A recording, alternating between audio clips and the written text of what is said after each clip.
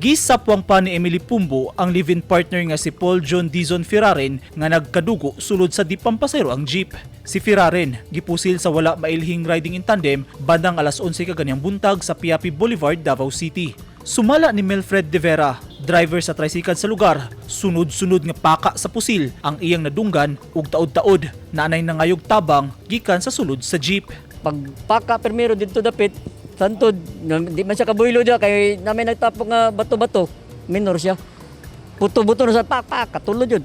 Mantod ni Honong Drian Jeep. Wala ako kabantay sa gunman, kay dikit man sila sa sakyanan. Dili ni mo mapansin, matabunan man siya. Trust me. Kasi wala takabalo asa pa yung ng buka. Di ba? At trust me, wala na. Naog ang mga pasayro sa sakyanan. Ito, nitanaw mi. Ginawa pa man siya. Wala may nga antimano, kaya wala man gud giulo. Likod tanan ba, likod.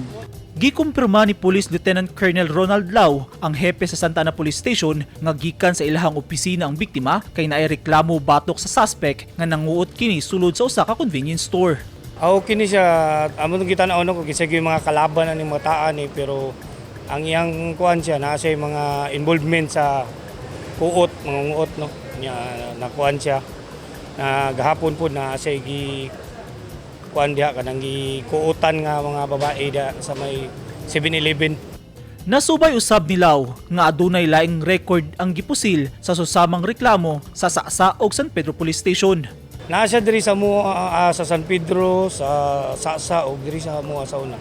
Kuan to siya, actually nadakpan to siya tapos diri to gikan tapos wala to nang pailan no, manang i-release man nato kay kailangan man siya nga i-release kay wala man ni pailan complainant.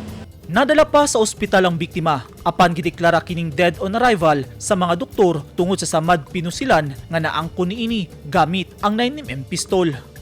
Eugene Hinutan, Newsline Philippines, Davao Region. Stay safe.